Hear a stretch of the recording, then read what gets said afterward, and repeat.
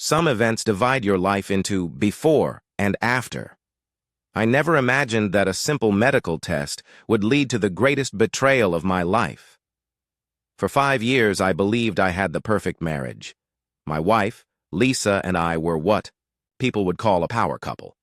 I owned a growing business. She was a successful real estate agent, and together we built a life that others envied. We lived in a modern condo in the heart of the city, took vacations to exotic places, and surrounded ourselves with an equally ambitious and stylish circle of friends. We were modern, progressive, and independent. We never clung to outdated relationship norms, and we had complete trust in each other. At least that's what I thought. Our sex life? It was intense, passionate. Neither of us had complaints in that department. Lisa had an energy about her that kept things exciting, and I matched her drive. Even after years of being together, we never fell into a dull routine. We experimented, we explored, and we kept things fresh. So naturally, I had no reason to suspect anything was wrong. Despite having a strong relationship, Lisa and I were always cautious about the future. We both agreed early on that we wouldn't rush into having kids. We wanted to be financially and emotionally ready, to ensure that when we did start a family, we could provide the best life possible. About 2 years into our marriage, Lisa got pregnant. It wasn't planned, and after a lot of discussion, we decided to terminate. It wasn't an easy choice, but we convinced ourselves that the timing wasn't right. Lisa was at a peak in her career, and my business was just starting to take off. We told ourselves that when the time came, we'd be fully prepared. Now, a few years later, Lisa was pregnant again. This time she was excited. I was too. At least I thought I was. We hadn't made a final decision yet, but the way she spoke about it made it clear that she wanted to keep the baby.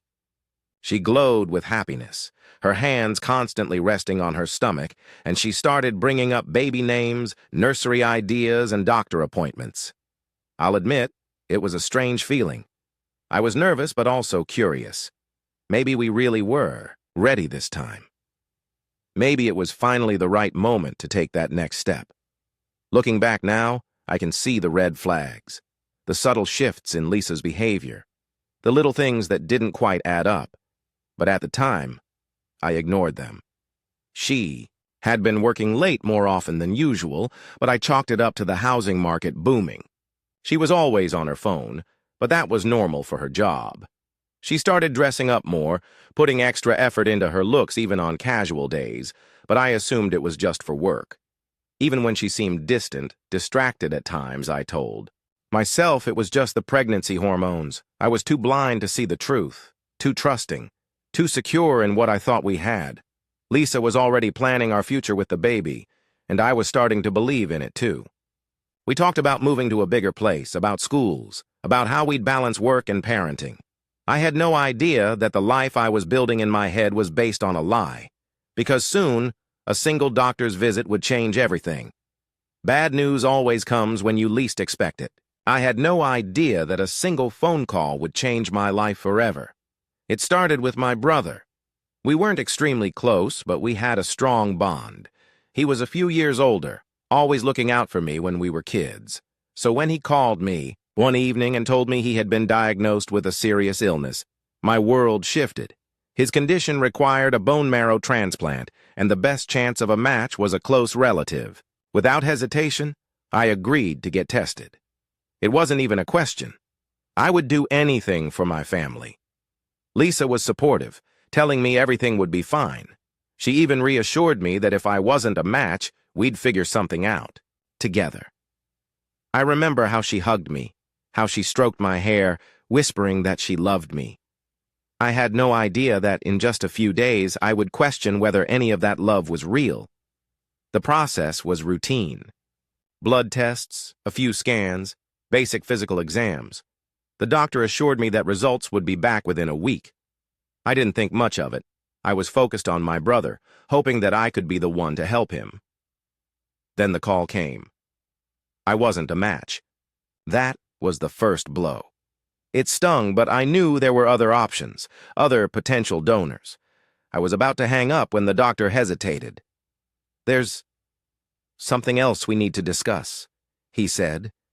His voice had that professional calmness that doctors use when they're about to tell you something serious. I gripped my phone tighter. "Okay, what is it?" We ran a full panel of tests, including fertility markers.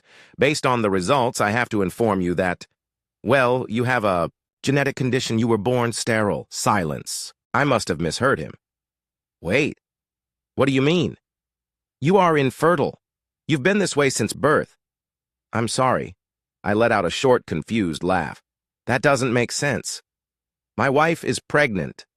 Another pause. I understand that this is shocking news, but I can assure you there's no mistake. If you'd like, we can run a second test. I scheduled it immediately. Denial, anger, and a second test. For the next 3 days, I lived in a haze. My mind rejected everything. It has to be a mistake. Maybe it's stress. Maybe the results got mixed up. I didn't tell Lisa. I acted normal, kissed her before work, even rubbed her stomach when she mentioned feeling nauseous. I kept up the act. But inside, my mind was screaming. On the day of the second test, I went through the motions like a zombie. The same blood work, the same waiting game. I told myself I'd get different results this time, but I didn't. The second test confirmed it. I was born sterile. I could never father a child. A truth I couldn't escape. I sat in my car for almost an hour, staring at the report. I read and reread the words, hoping they would change. Lisa's pregnancy wasn't mine. There was no other explanation. I had never done a paternity test, never doubted for a second that I was the father. But now I couldn't ignore the facts staring me in the face. For years, I had believed that Lisa and I were solid, unbreakable, that we had trust, but the numbers on that paper told a different story. Who was the father? How long had she been lying? To me, had she ever loved me at all? The questions suffocated me. I wanted to scream, to punch something, to do anything but sit there drowning in the betrayal. But I knew one thing. I wasn't going to confront her without proof. I forced myself to act normal. I went home, kissed Lisa on the cheek, asked about her day. I pretended everything was fine while my mind raced. I started paying attention. The late nights, the extra work meetings, the sudden need to be out of the house. It had been there all along. I just never wanted to see it. Then came the perfect opportunity. One evening, Lisa mentioned she had a late house showing. A luxury property on the outskirts of town, she said. Big client, big commission. It might take a while. I nodded, playing the role of the supportive husband. But inside, I knew this was my chance to get answers. And I was ready. I knew something was off the moment Lisa told me about the house showing. She had rehearsed the lie well, too well. Her tone was casual, but her eyes flickered just a little. Too much when she mentioned that the client was a tough negotiator and that it could run late. I acted like I believed her, kissed her goodbye, and even told her to close that deal. But the moment she walked out the door, I grabbed my keys and followed. Lisa's car moved through the city streets with ease, but something felt off. If she was heading to an exclusive property, she should have taken the freeway. Instead, she took a detour, slipping into a quieter part of town. I kept a safe distance, my heart pounding harder with each turn she took. Then she pulled into a parking lot. Not a house, not an office, but a restaurant. A high-end, dimly lit place. The kind meant for romantic dinners, not real estate meetings. I parked across the street, my grip tightening on the steering wheel. My mind screamed at me to turn around, to walk away before I saw something I couldn't unsee. But my body was frozen. I had to know the truth. Then he appeared. A tall man in an expensive suit. He stood near the entrance, checking his watch. Then Lisa stepped out of her car, walking straight to him, and then they kissed. Not a friendly peck, not a business hug, a slow, intimate kiss. The kind I had once believed was reserved only for me. I couldn't breathe. The world blurred around me, but that image burned into my mind. Her hands on his chest, the way she leaned into him, the way she smiled. The same smile she once gave me, my Body tensed with rage, but I forced myself to stay still. A public outburst wouldn't give me what I needed. I had already lost so much, I wouldn't lose control, too. I watched as they entered the restaurant, laughing, their hands brushing, together as they walked inside. To them, this was just another date, another secret meeting behind my back. How many times had this happened? How long had I been the fool? Who is he? I needed answers. After they disappeared inside, I pulled out my phone and took a few deep breaths. Then I did what any rational, betrayed man would do. I dug. A few calls, some online searches, and a little networking through mutual acquaintances revealed the truth. His name was David Carter, a high-profile client, married, father of two, wealthy, enough to afford properties Lisa was selling, but sleazy enough to use her for more than just real estate deals. A classic affair cliché, the married businessman and the beautiful real estate agent. Only this time, I was the idiot who had no idea. I sat in my car for over an hour, staring at the restaurant, watching their silhouettes move inside. Every part of me burned to storm in there, to cause a scene, to let the world know what kind of woman Lisa really was. But I didn't. I refused to give her that satisfaction. Instead, I took a deep breath, started my car, and drove home. By the time Lisa walked through the door later that night, I had already calmed myself down. She smiled at me as if nothing had happened. "Long night?" I asked, forcing my voice to be light. She sighed, slipping off her heels. "Yeah, tough clients. Took forever to negotiate, but I think we're close to a deal." She was so damn convincing. If I hadn't seen it with my own eyes, I might have believed her. Instead, I just nodded. "I'm glad. You work so hard. You deserve everything you're working for." She beamed, kissed my cheek, and went to take a shower. I sat there staring at the floor, knowing exactly what I had to do next. Setting the trap from that moment on, I played my role perfectly. I didn't let her suspect a thing. I was still the loving husband, still the supportive partner, still the man excited about our future child. And that was the key. I convinced her that I wanted this baby more than anything, that I was thrilled to become a father, that no matter what, we would keep this child. Lisa was ecstatic. She had no idea she was sealing her own fate. Because while she thought she was securing our future together, I was preparing to burn everything to the ground. While Lisa basked in her false security, I met with a lawyer. I had no intention of raising another man's child, no intention of letting her win. So I did my research. I found out exactly what I needed to do to strip her of everything she took for granted. A divorce plan was set in motion, one that ensured she would leave with nothing but her lies. And the most crucial step? Timing. I waited. I needed to be sure that by the time she realized what was happening, she would have no way out. Lisa thought she was in control. She had no idea that the real game had just begun. The moment had arrived. I had played my role flawlessly, never raising suspicion, never showing my hand. But now the game was over. It was time for checkmate. Lisa walked into the living room completely unaware that her entire world was about to crumble. She was glowing, humming softly as she set down her bag. "Hey, babe," she said, flashing me that smile, the same smile she had given her lover in that restaurant. "How was your day?" I didn't answer right away. I just watched her, letting the silence stretch, making her feel the weight of the air shifting around us. Then, finally, I spoke. "Sit down." She blinked, confused by my tone. "What? Why?" "Just sit." A small wrinkle formed between her brows, but she obeyed, lowering herself onto the couch. I remained standing, looming over her, my hands clenched into fists at my sides. "I need to tell you something," I said, my voice eerily calm. "Something I've known for a while now." She tilted her head. "Okay." I took a slow breath. "I went to the doctor recently. Got some tests done, and you know what I found out?" Lisa's eyes darted across my face, sensing the tension but still oblivious to the storm that was about to hit. I found out that I was born sterile. For a split second, she didn't react. Then, she let out a short, nervous laugh. What? That's ridiculous. That can't be right. I did the test twice. Her face paled.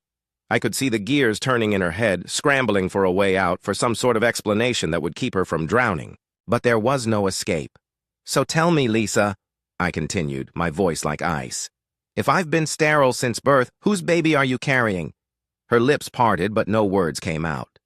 Panic flickered across her eyes. I don't know what you mean, she stammered. Maybe the test was wrong. Maybe don't insult me. My voice dropped an octave. I know everything. I know about David. I know about the restaurant. I know how long you've been lying to me. Lisa's breath hitched. Her hands trembled as she reached for me. Wait, just let me explain. Explain what? I snapped. Explain how you got pregnant with another man's child and planned to let me raise it. Explain how you looked me in the eyes every single day and lied. Tears welled up in her eyes. I was scared, okay? I didn't mean for this to happen. I love you, I swear. I laughed, a bitter, hollow sound. You love me? Is that what you told David before you spread your legs for him? She flinched as if I had struck her. Please, she whispered. We can work through this. We can go to therapy. We can... I cut her off by tossing a thick envelope onto the coffee table. She stared at it, confused. What is that? Divorce papers. Her breath left her in a sharp gasp. No, you can't do this, she choked out. Oh, I can, and I have. She lunged forward, gripping my hands. Please, just talk to me. We can fix this. I made a mistake, but I love you, I swear. The baby isn't mine, I said coldly, pulling my hands away. And I want nothing to do with it. Lisa's face crumbled. But I thought, you said we'd raise it together. I smirked, tilting my head. Yeah, I did. And you know what's funny? David doesn't want it either. Her eyes widened. What? Oh, you didn't know? I let out a mock sigh. Yeah, I had a little chat with him. Turns out he never planned on leaving his wife. The moment he found out you were pregnant, he ghosted you, blocked your number, stopped answering your messages. Guess you weren't as special to him as you thought. Lisa shook her head violently, her body trembling. No, he wouldn't do that to me. He loves me. Did he tell you that before or after he stopped taking your calls? I taunted. Tears streamed down her face. She fumbled for her phone, her fingers shaking as she dialed his number. She put it on speaker. The call went straight to voicemail. Her sobs grew louder. She tried again. Same result. He just needs time, she whispered, as if trying to convince herself. No, Lisa. He needs distance. Because you were just a fun distraction, and now that fun is over. She broke. She crumbled onto the couch, sobbing uncontrollably. I watched her with an eerie sense of detachment. This was the woman I had once loved, the woman I had envisioned a future with. Now, she was nothing to me. Sign the papers, I said, my voice devoid of emotion. Take your things and get out. Where am I supposed to go? She whimpered. Not my problem. Lisa wasn't just losing me. She was losing everything. Her career? Over. Word spread fast in our social circles, and soon everyone knew what she had done. Clients pulled out of deals, colleagues distanced themselves, and her once untouchable reputation crumbled. Her friends? Gone. No one wanted to associate with a woman who had been caught so blatantly deceiving her husband. Her lover? Vanished. Her security? Destroyed. She was alone, with a child that neither man wanted. I didn't stick around to watch her fall apart. Packed my bags, left the house, and never looked back. As I walked out the door, she sobbed one final plea. Please, don't leave me. I paused for just a moment. Then, without turning around, I muttered the last words I would ever say to her. Now you know what betrayal feels like. And with that, I walked away. Free. Now she knows the price of her lies. And me?